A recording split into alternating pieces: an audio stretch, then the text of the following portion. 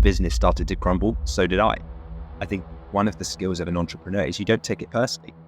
I think if you've got a motivation that's just purely intrinsic for enjoying what you're doing, then that motivation is just energy, that source of fuel that you can burn forever. You want to make sure you take the path of least resistance to get the result. When I was first finding out about you, Lewis, and people that were doing really well, they're successful with their businesses, you almost think that, well, surely they just sit on a beach, they've made it, they sit back and relax. If you can learn from other people's expensive mistakes about what didn't work, you can then learn where to spend your investment most efficiently. Success leaves clues. So if we can learn from what the best people do, what the best businesses are doing, then we can implement that and achieve the same success. Now, in terms of the entrepreneurial traits that make entrepreneurials successful, I mean, a few of the things, and this is not an exhaustive list by any means, but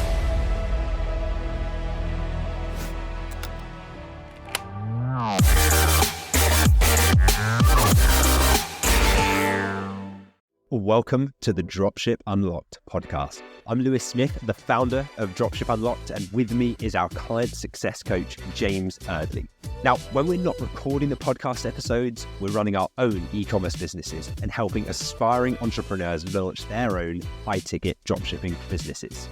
Keen to build your own 6 or even 7-figure business?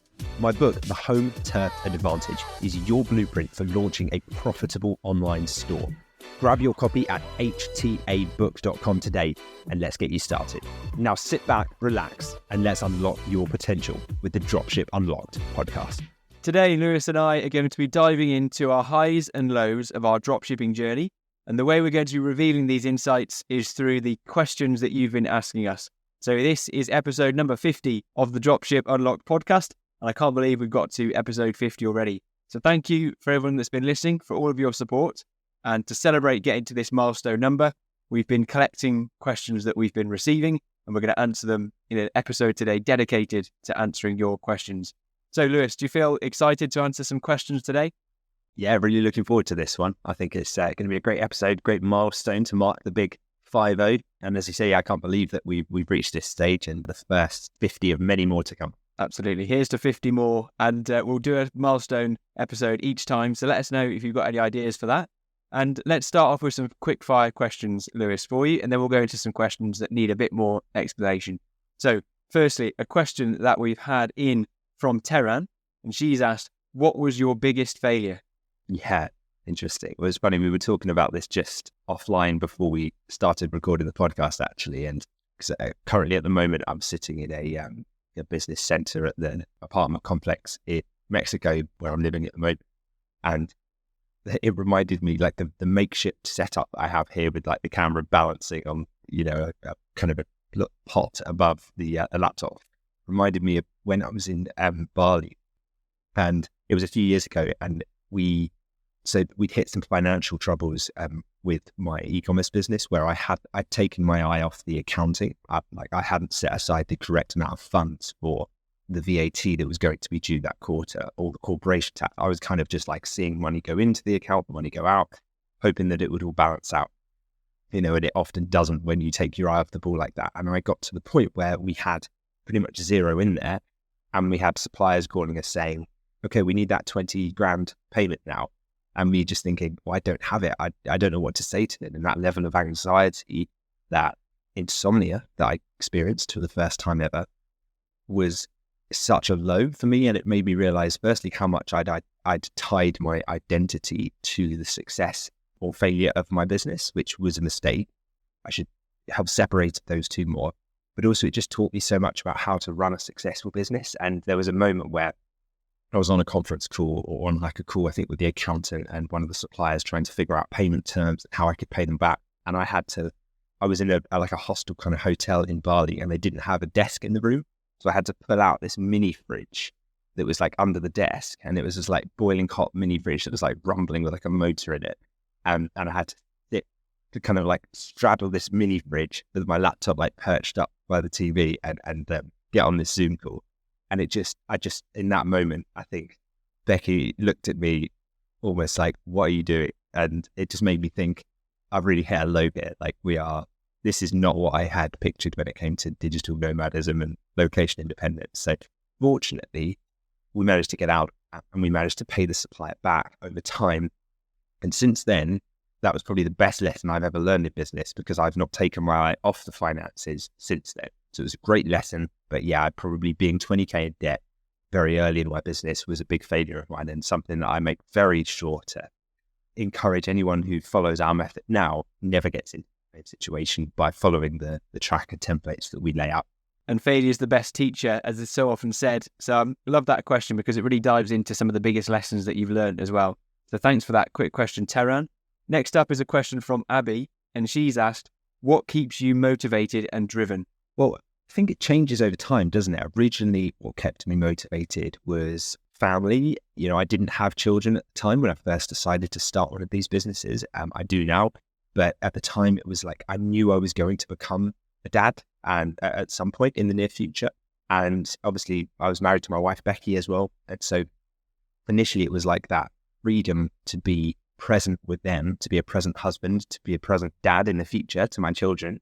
And it still is now to an extent, but I guess once you reach that point where you are free with them and you can spend time with them doing whatever you want to do, you need to kind of adjust your motivation and what drives. And I've thought about this one, and I keep trying to recalibrate what it is that drives me. And I think I've come to the acceptance and the realization that it's not necessarily any one thing. I just love the game of business. I just enjoy it. I enjoy building things, creating things. You know, out here in Mexico, if I said, I'm not going to do any work, I'm not going to look at the businesses, I'm just going to read on a sun lounger for 2 weeks, I would be driving myself insane, because all I would think about is like, I want to build something, I want to create something, I want to do something. I don't feel any personal growth. So I think that's one of my biggest character flaws, but is also the thing that keeps me motivated, is that I find it difficult to switch on, you know, and one of the things that I enjoy now is helping people and making sure that I'm able to help them avoid the mistakes that I made, like I mentioned at the start, but also like meeting them in real life. We do our member meetups now in Dropship Unlocked, and hearing their stories firsthand, people who come to me and say like, you guys literally like changed my life. I was working in a boring job, I hated it, and now I'm free, run my business from my computer, can live anywhere in the world. And it's great to see that in real life coming through. So yeah, I think after a while I adapted that, why I expanded my reason, my motivation, my driver. And I just knew for me that it's an outlet. This business is something that I can pour my inspiration into. You know, the idea of Dropship, both my e-learning company, but also my e-commerce companies, things that I can build, and it's kind of like a video game, but the outcomes are real life outcomes, you know. So rather than just like leveling up and getting the currency in the game, the results you create are real, the freedom you create is real, and the finances, the experiences that you can then have are all real. So yeah, I chose this kind of type of lifestyle business so that I could be a present dad and a present husband, but then it very quickly evolved into like, I just really enjoy what I do now. So I've kind of become addicted to the game, and I just enjoy building, growing businesses. And I actually need willpower and motivation to stop working. That's the thing I could probably do with some of. It's like the motivation to tune out and relax, you know. Interesting. It's round now. So you don't need the motivation to get started. You need motivation to actually stop. That's interesting. I think motivation does change as you go through a business journey. And when you reach goals that you previously had, you then have to find other motivations to keep going. And I think if you've got a motivation that's just purely intrinsic for enjoying what you're doing, then that motivation is just energy, that source of fuel that you can burn forever, because you're never going to achieve that. It's not a set goal that you're going for. So that's fascinating. And it kind of ties into this next question from Claire.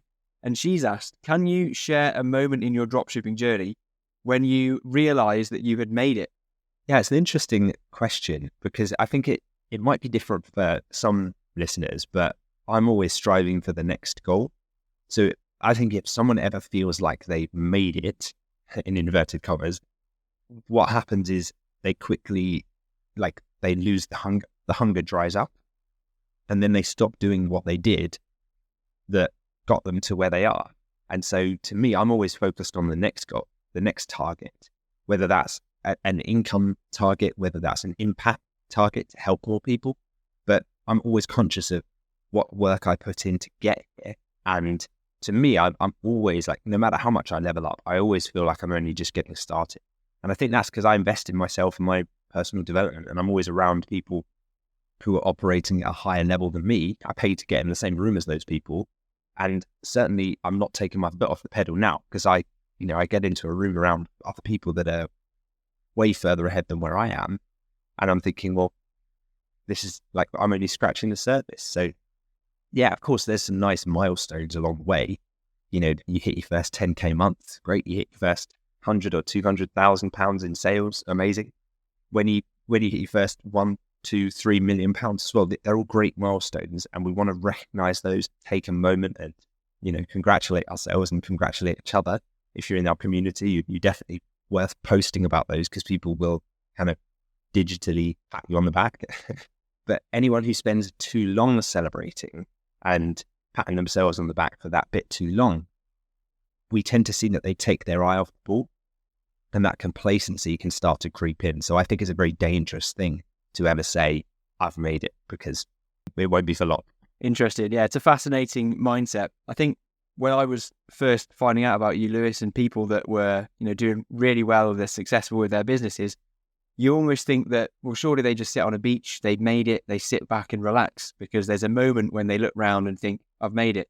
But the more and more people I get around that are in those positions, the more and more I realize that they feel like they make it every day, just through the enjoyment of doing the work that they get to do and designing a lifestyle that they love, which is often revolved around working and getting to the next stage and enjoying that process.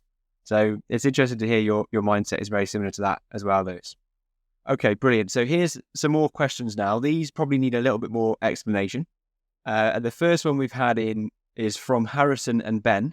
So they're members of the Dropship Unlocked Launchpad community. And I'll pose their question to you now, Lewis. So they've asked, what are the key characteristics that separates a successful e-commerce business from one that is doomed to fail? And likewise, what are the characteristics of the people with successful e-commerce businesses? Yeah, there are so many traits, I guess, of e-commerce businesses. I'll start with the businesses first and then maybe touch on the entrepreneur's side of it as well. But certainly with an e-commerce business, having many high quality suppliers is going to be a huge set and a bonus to create a higher likelihood of success. The more suppliers you have, generally, the better your ads are going to perform, because there's a wider selection of products. Like, we can't assume or dictate what the market is going to want. We have to just let them choose. That's the idea of the market. It tells you what it wants to buy. You don't tell it. So have those products available. That's one of the benefits of this model. You don't need to have huge warehouses where you commit to hundreds of thousands in stock up front. I saw a post by someone in a Facebook group the other day online, and it kind of made me wince slightly, because they were like, they said, I've registered my company, I've built my dropshipping website, so I'm all set, I'm ready to go. Now, where do I sign suppliers? And I was like, because I know that he's done it all backwards. He's likely now going to have a very difficult time, because he didn't first validate the niche products before he built his store. And so he didn't first learn the steps to validate and make sure that the business would succeed before just jumping into it. And that's the danger. Like, sometimes people get too tactical, but they're not strategic enough. They're not thinking about like the end goal of what they want their business and how they want it to work. Within our program, we make sure that people choose their niche based on data, not on emotion. You don't say, I think it will work, I feel like it will work. There are 9 separate data sets within our niche criteria validation, or niche validation criteria. So it's a very data-driven approach. Now, in terms of the entrepreneurial traits that make entrepreneurials successful, I mean, a few of the things, and this is not an exhaustive list by any means, but it would be that they focus on the few vital tasks and ignore the non-essentials. They can separate the signal from the noise, and they're usually able to stay relatively detached from the outcome as well. So I mentioned something that I failed at miserably when I first started. The business started to crumble. So did I. I think one of the skills of an entrepreneur is you don't take it personally. Of course you adapt and you make those adjustments, but you've got to make sure that you're not, they say, ride the lows high and the highs low. And actually we talked to Jared recently, didn't we, on a podcast? And I was like, how does it feel to have hit £4 million in sales? And he was like, yeah, but I don't spend too much time thinking about it, to be honest. And I thought that he's going to do really well here, because you can tell he's not like self-congratulating, saying, I've hit 4 million, that's it, I'm done, I can cash out, I can exit. He's just like, well, it's just another day working, doing what I do. I enjoy the process. I'm not doing it necessarily for the specific financial milestones. And that way he can move on and continue to make improvements, but not be held up by focusing on results. So that's definitely a key attribute, detachment from the outcome. And then also they're just action takers, like entrepreneurs that succeed, other people who see opportunities and they act on them quickly, and they learn and they iterate as they go. They don't just kind of ponder it, sit on their hands, think about it for ages and never do anything, or read 100 books and then never take any action. Like, they actually put things into practice, and that's key. Yeah, brilliant question, Ben and Harrison. Success leaves clues. So if we can learn from what the best people do, what the best businesses are doing, then we can implement that and achieve the same success. And I love that, being relatively detached from your outcomes. It just means that you're focusing on getting 1% better every day, and you're not going to get down in the dumps by anything. You're going to keep pushing on until you get to the inevitable success. Okay, next question for you, Lewis, is in from Andreas. And he has asked, can you break down the real costs of starting a dropshipping business? And how does investing in a mentor make a difference?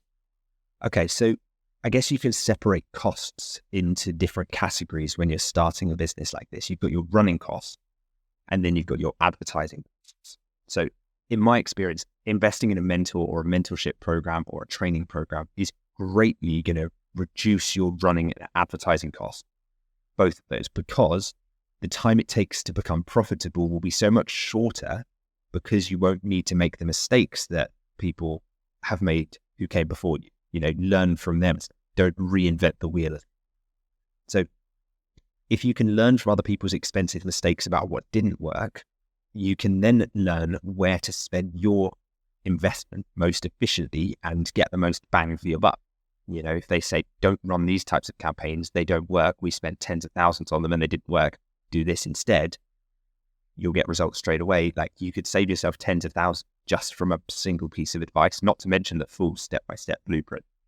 So if you think about running costs, these are like your Shopify fee, Shopify apps. We might need a few apps that have monthly subscriptions, a business phone line, Google Workspace account. So that's like your emails, your, storage for storing files. I wouldn't expect that to be over maybe £100 per month. Very, very low fixed overhead for this type of business. You're not leasing a huge premises. You're not hiring a massive team. You haven't got payroll to worry about. Very lean. In terms of advertising, that's going to be proportional to the sales that come in, right? So for advertising, I'd recommend having a few £100 ready to invest in ads. Say you had £500. If you spend that wisely with the right suppliers signed, the right products uploaded in the right way, and you're sending traffic to those products, and it's all set up in the right way, this is the key thing, it all works in unison, then you should start to see sales soon, like within the first few days. Most of our members would see a sale within like the first 2 weeks, and remember, this is a high ticket sale. So when you see that first sale, say it's for £1,000, £2,000, at a 30% net profit margin, you might make £600 in profit on that sale. Now that's £600 that you can reinvest back into advertising. So your original £500 ads, suddenly you have a lot more now, because you can add that £600 back to it to reinvest back into ads and make more sales. So that's the way that it works, scaling up your sales. And yeah, as I said, if you can find a mentor, you will shortcut the time it takes you to be successful and significantly reduce those costs, both advertising and fixed costs, that you incur before you start making a profit. And that's what it's all about, right? You want to make sure you take the path of least resistance to get the result. Absolutely. So not to mention it's cheaper in terms of currency, in terms of money. It's also cheaper in terms of time, which is much quicker to get profitable. And it's cheaper in terms of headaches and issues and failures and mistakes. Obviously, I went through that. I made a lot of mistakes when I tried to do it on my own, and also spent a lot more money doing that, until I then joined the program and was able to follow the step-by-step training. And instead of putting money into mistakes, put money into a mentorship program, and you'll quickly become profitable, or a lot more quickly than you will if you try and go out on your own. That's certainly been my experience. Okay, next up is a question from Aisha. And she's asked, I'm still skeptical about the success of dropshipping. Are there really people who are doing this full time? Yeah, totally understand the skepticism, Aisha. And I think when you're first introduced into this world, it seems too good to be true, because you're like, well, why would anybody be working in a 9-to-5 job then? Like, if this exists, why isn't everybody doing it? And I think that's a common misconception. And it takes a bit of a jump. It's like a leap in faith to realize that, well, not everybody has the entrepreneurial spirit or the intention or the drive to make it happen. There are hundreds of members now who we've worked with who had never run a business before. They had no idea how this all works. And now many of them are making tens of thousands, if not millions of pounds in sales. And so it's really interesting. There are so many different people from different backgrounds, accountants, plumbers, roofers, electricians, web designers, like all kinds of different professions. And way too many for us to go through on this podcast. I could probably share a few examples to kind of give you an idea. But Jared, for example, he's a good example. So Jared just hit £4 million in sales. And so he was somebody who had never run a dropshipping business before. He hit £310,000 in his first 6 months since he started working with us at Dropship Unlocked. So Jared was a great example. Phil, who we actually had on a podcast, I think a couple of weeks ago now, he hit £100,000 in sales within his first 4 months of joining us at Dropship Unlocked, and that's with a 30% average profit margin as well. Tay was a good example. So she hit £30,000 in 4 months since starting. Again, never had a background with dropshipping, certainly not high-ticket dropshipping. And then yourself, James. I mean, James, co-host of the podcast, sitting right with me now. Like, James hit £1 million in sales with his dropshipping business recently, and is now a client success coach with us at Dropship Unlocked. So there are so many more success stories. I mean, if you want to go down the rabbit hole and look at them, you can check out the Dropship Unlocked YouTube channel and have a watch of some of them. But those are just a few examples of people that had no background doing this and are now up and running, making significant sales. So in answer to your question, Aisha, it might seem too good to be true. And I'm not saying that it's easy, but the path is very simple if you follow the steps and put in the work.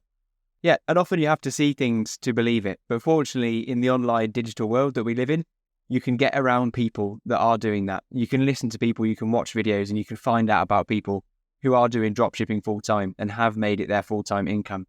Also, you can get into communities, which we recommend, but it needs to be done, because I think if you look around the people around you, it's very unlikely that you'll have people in your family or close friendship group that have their own e-commerce business and have got that up and running.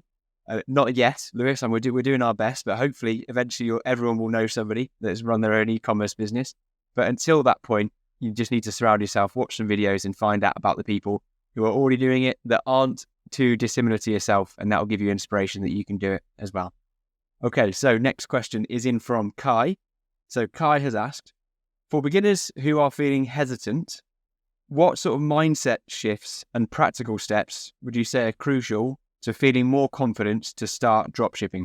Yeah, great question, Kai. And this is a really foundational one. So thank you for asking this, because I think most people jump into the tactical consideration, but really all of that is built on self-belief and self-confidence. None of the other stuff matters if you don't have the self-belief to get up and take action towards this business. Nothing will happen if that's not in place. So this is really the one to tackle.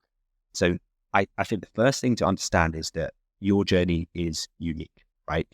Your self-belief is like you laying the foundations for your house. It's essential for everything that comes after. Now, you'll only take the actions that are required if you remind yourself daily that you can do this. You know, you deserve the results that are to come. And then, of course, once you have that in place, you need to actually show up and do the work. You can't just manifest your way to getting there and not actually do anything about it. You have to take action. But those can be small daily actions. You don't need to be scared about, you know, the huge task that lays ahead of you. The power of small, consistent daily actions, a bit like an athlete training every single day. They don't train one day and then go a month before training again. You have to keep training and keep improving day by day as entrepreneurs as well. You know, so that's something that is really key, actually, that consistency, because it's more important than perfection. If you're exercising, having those regular small workouts daily and consistently is so much better than going really intensely for one morning and then pulling a muscle and being like, I can't do that again for 6 weeks. It's just that consistency is what's going to compound over time. And so make sure you're surrounding yourself with other positive, like-minded individuals.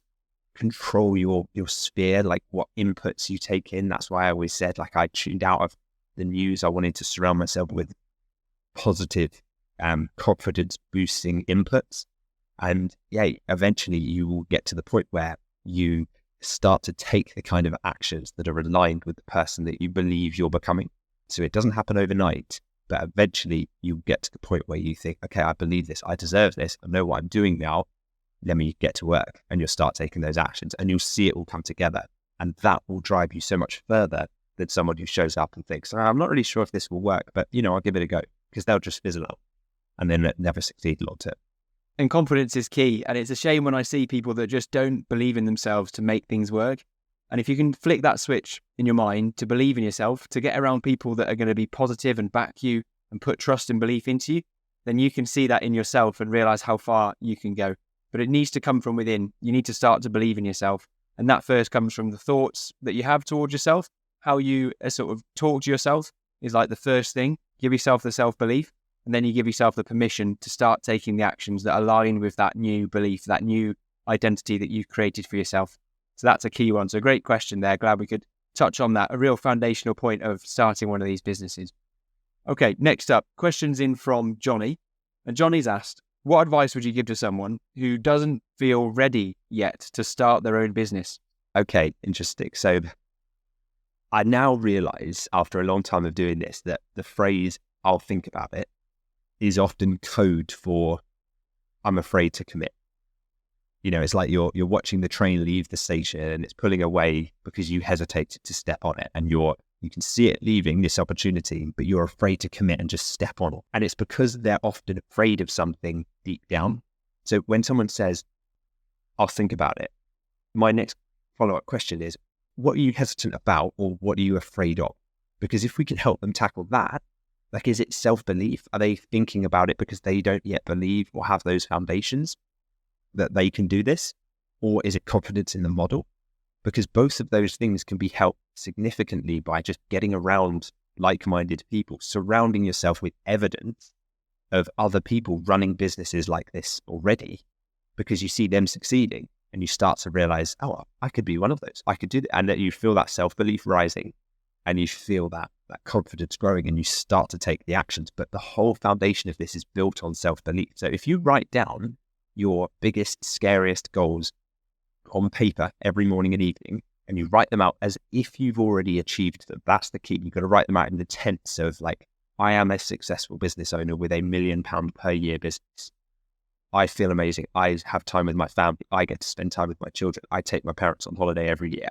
Whatever your goals are, what it does is conditions the mind, and it keeps reminding you to take the actions the type of person who has achieved those goals would take, because your subconscious starts to believe that you are that person. And therefore the actions you start taking, i.e. starting a business, i.e. calling suppliers, signing new products up and creating ads, things like that, those small steps happen based on a foundation of, I'm doing this because I am the kind of person that would do this. So it seems like the other way around. You'd think that you do the steps, then you become a successful business owner. You have to become a successful business owner first, so you can then take the right steps. So yeah, I think that's key to this. And the other thing is people get overwhelmed. When they get overwhelmed with, like, the behemoth task that lays ahead, they start to procrastinate and you start to find distractions, things that you could be doing around the house that will stop you from moving ahead. So I find it's helpful to break your tasks into smaller, manageable pieces.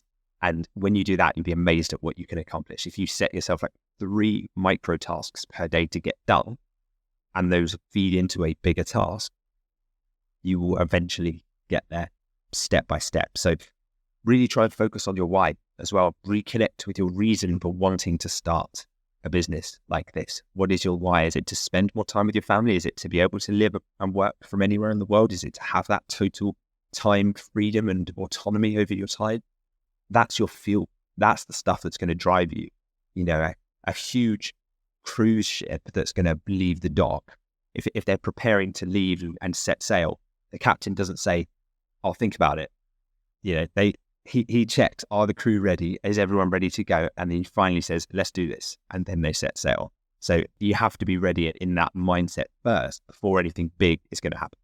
Enjoying the podcast? We'd love to hear from you. Leave a comment or a review, and we might just feature it on an upcoming episode. Also, for detailed show notes and resources, head to dropshipunlocked.com/podcast. If you found value from any episode of this podcast, please take just 10 seconds to leave us a quick 5-star review on your podcast app of choice. It helps us more than you could imagine. And who knows, you might just hear your comments on the show. Thanks for being part of our community. Your support helps us keep delivering a new episode every week. There's been some fantastic questions already today, and this is another one. So this is a question that's come in from Mallory, and they have asked, what is the best way to find dropshipping suppliers? It's a great question, because if you know how to find high quality suppliers, then you'll have the foundations in place for an incredible business. So you need to start by having those foundations in place to be able to sign the high quality suppliers. So these are like trust signals that suppliers would want to see from your website and your company before they would decide to work with you. Because imagine these suppliers get calls from people all the time saying, "Hi, I want to sell your products on eBay, and then I'm probably going to sell them at a discount. And then, if ever I get a complaint, I'm just going to shut my store down and disappear." And that's the worst nightmare for a supplier. They don't want their brand's reputation put at stake like that.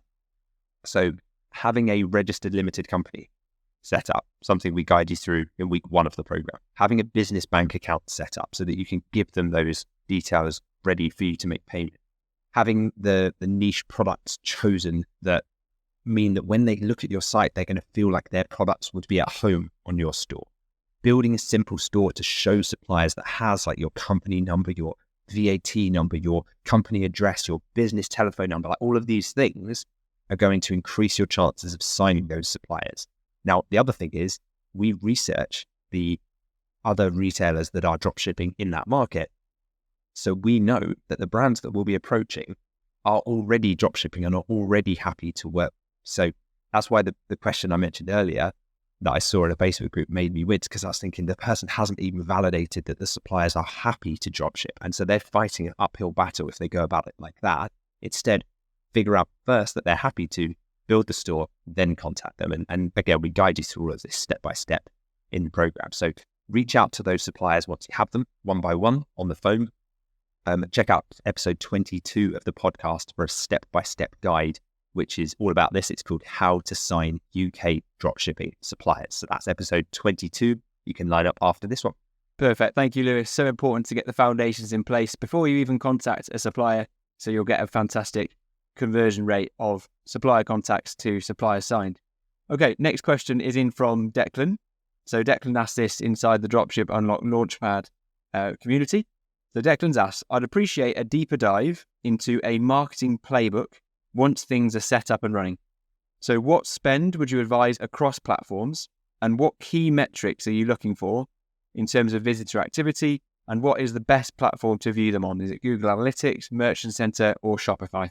Our marketing playbook is deliberately simple. I think people often overcomplicate this, and then that leads to overwhelm. We try to keep it as automated as possible to drive sales for your business while you run the business from anywhere in the world. So one of the big campaign types that we've recently started to invest more in and rely upon more is Google's new campaign type, relatively new, called Performance Max campaigns. So these are kind of largely AI-driven campaigns that combine lots of legacy historic types of Google ad formats into one super campaign. So the bid strategy that we would use with a Performance Max campaign as of the recording of this episode would be maximize conversion value. And we'd set a target ROAS, or target return on ad spend, that is just above your break-even ROAS to start with. So again, we give you the ROAS calculator in week 5 so that you can go through everything inside the masterclass and have that set up and know exactly what your break-even ROAS is. But there are calculators online as well if you wanted to find that for your own business. I then test a variety of different audience signals within the Performance Max campaign. So I do this using different asset groups as well, and just test which combination of images, videos, headlines works best with which audience signals. So these are kind of like the Facebook audiences where you choose like interests, but really it's just a starting point that kind of points Google in the right direction and says like, go after people that are similar to this group. And yeah, the majority of my marketing investment for one of these stores would go into a PMax or Performance Max campaign now. Once that's up and running, ticking along, making sales nicely, then I'd start to create search text ads for my best-selling products or best-selling brands or categories. And that way I'd set up retargeting campaigns as well on Google and on Meta ads as well, and anywhere else that you'd like to retarget users as well. So across Instagram and Facebook on the Meta ads platform. And then to review my performance, because you asked about like analytics and things, I'd always use Google Ads predominantly. And obviously, yeah, you can link that up with Google Analytics so that all your ads data feeds into analytics. And I'd be looking at the conversion value over cost, or conversion value /cost metric, which is the same as your return on ad spend. So that's the thing that I'd be looking at on each campaign. Is it hitting my break even? And then we can say, okay, now I'm going to set targets for my ROAS and try and hit your target ROAS on each campaign. Any that are underperforming, you either optimize them or switch them off. Any that are overperforming, you invest more in, because that's going to bring you more profitable sales. So for more details on how we do that, if you check out episode 23 of the Dropship Unlocked podcast, that's called Mastering Google Ads for Your E-Commerce Store. Thank you, Lewis. Great question, because if you can optimize the marketing playbook that you've got in place, then you can just generate so many sales and consistent traffic to your website to make sure that you can run a profitable business from wherever you are in the world. So thanks for bringing that one up, Declan. The next question is actually from Declan again. You managed to get 2 in, so well done. And his second question is, what are your marketing thoughts longer term? So how do you both see the organic versus paid ad strategy? Once your store is up and running and profitable, do you create a brand, or do you focus on a very effective paid ad strategy? Yeah, I mean, I don't think that you need to think in terms of one or the other, like paid or organic. I see you can do both. I mean, paid is more immediate, so you'll see more immediate results, and that's what then cash flows your business. That's what means you can then pay the bills and, you know, maybe even hire a team to help with your organic from the profit you get from paid ads. So yeah, absolutely build a brand around your store. You know, we're not just building like burner stores here where we sell a few widgets and then disappear. We're building asset value. We're building enterprise value so that one day, if we wanted to, we could exit one of these businesses for a huge multiple, you know, 25 to 35 times the monthly net profit.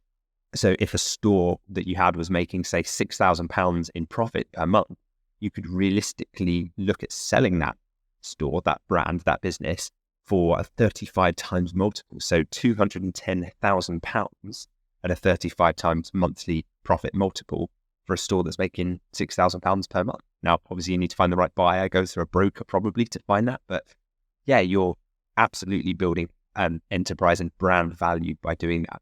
So I'd start by focusing on paid ads because they're more immediate. You see results quicker. You can drive profit into the business, but then building a brand is a longer term play, which you do simultaneously, which will then enhance your profits in the long run as well. Yeah, completely agree with that. Get your paid ads strategy up and running, effective and profitable as quick as possible. The organic program, that's a longer term play, but I'd set up an automated process, whether that's with AI, with the VAs that you use. Set up a process that will continually improve your organic reach and the amount of organic clicks you're getting into your website, and that will pay you in the long run. Build that asset value for your business overall, and so you can get a higher multiple, you can sell your business for more and generate more income without being reliant on paid ads. So it's a win-win. So I think the answer is both instead of one or the other. So thank you for that question, Declan. The final question now that I'm going to ask for you, Lewis, is in from Josh to wrap up this Q&A special. And Josh's question is, how can I start a dropshipping business without having any knowledge or experience? Yeah. Okay. Well, Josh, my recommendation is to start with a really comprehensive guide. I've actually written a book called The Home Turf Advantage, which is perfect. So conveniently, that is available for you. It's my playbook for building a high-ticket dropshipping business if you're starting from no prior experience right through to getting a profitable store up and running. So you can pick up your copy today and get started immediately. If you just open up your browser and type in htabook.com. Perfect. Thank you very much, Lewis. I really enjoyed this episode, and we're also going to highlight a listener review, which we love doing at the end of each episode. So this is a review that we've had recently from Vilac.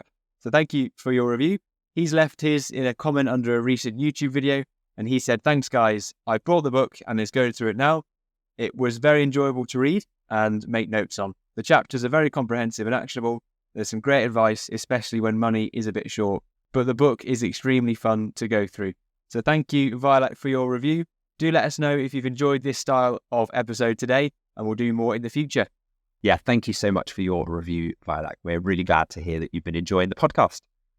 Have you enjoyed us answering your questions today? Before we go, I have one question for you that I'd appreciate if you could help me with. Have you left us a review yet? If not, please leave our podcast a review wherever you're listening to us today. It should take you about 10 seconds, but it does wonders for us, and it's a big part of what drives us. So if you'd like us to continue with the podcast and you haven't yet left us a review, please take a moment to do so now. Hopefully, we can read it out for you on the next episode.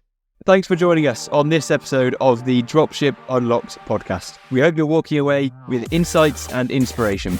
To kickstart your e-commerce journey, grab a copy of my book, The Home Turf Advantage, at htabook.com.